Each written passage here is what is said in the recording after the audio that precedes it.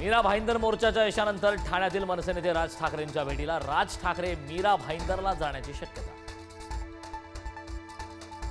आझाद मैदानातील गिरणी कामगारांच्या आंदोलनात उद्धव ठाकरेंची उपस्थिती। धारावीतील पुनर्विकासात गिरणी कामगारांना घर द्या, उद्धव ठाकरेंची मागणी। मनसे नेते बाळा नांदगावकर ही आंदोलनात सहभागी। गडचिरोलीतील गोंडवाना विद्यापीठातून मराठी साहित्य विषय हद्दपार, प्राध्यापक संघटनेचा आरोप, सरकारनं लक्ष देण्याची मागणी। मुंबईतील आझाद मैदानात शिक्षकांच्या आंदोलनाला शरद पवार आणि उद्धव ठाकरेंची भेट, तर रोहित पवारांचा रात्रभर मुक्काम, दुपारी मुख्यमंत्र्यांसोबत चर्चा। आगामी महापालिका निवडणुकीसाठी ठाकरेंची शिवसेना तयारीला लागली। आज उद्धव ठाकरेंच्या उपस्थितीत कोकणातील पदाधिकाऱ्यांची बैठक। ठाकरे पदाधिकाऱ्यांना कोणता कानमंत्र देणार? नागपुरात मुसळधार पाऊस, अनेक सखल भागात साचलं पाणी। नंदनवन हसनबाग भागात पूरस्थिती, शाळा आणि महाविद्यालय बंद। विदर्भाला मुसळधार पावसानं झोडपलं। भंडाऱ्यात पुराच्या पाण्यात ट्रॅक्टर वाहून गेला, तर गोसीखुर्द धरणाचे सर्व दरवाजे उघडले। गर्द हिरव्या झाडीत फेसाळला रत्नागिरी जिल्ह्यातील लांजाचा खोर्निन्को धबधबा।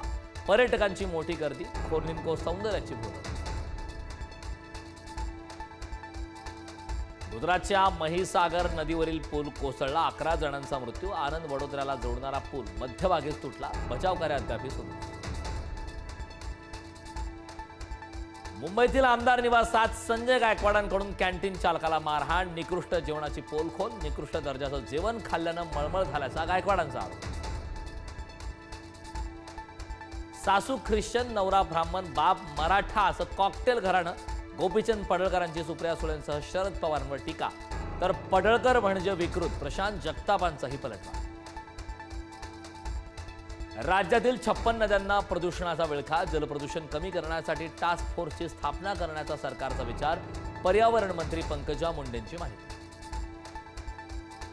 लिफ्टचा दरवाजा बंद केल्याचा राग, 12 वर्षाच्या मुलाला बेदम मारहाण, मुलाच्या हाताचाही घेतला चावा। तब्बल 4 दिवसांनी पोलिसांकडून गुन्हा दाखल। नाशिकमध्ये कुंभमेळ्याआधी रामकाल पथ बनवणार, काळाराम मंदिर ते रामकुंडांपर्यंतच्या पथावर येणार रामायणाची अनुभूती। इगतपुरी घोटी परिसरातील खड्ड्यांचा प्रश्न पुढारी न्यूजनं मांडल्यानंतर प्रशासनाकडून दखल, खड्डे बुजवण्याचं काम सुरू, कॉन्क्रिटीकरणही होणार। सोलापुरात सार्वजनिक ठिकाणी कचरा टाकणाऱ्यांवर गुन्हा दाखल होणार, महापालिका आयुक्त सचिन ओंबासे यांचे आदेश।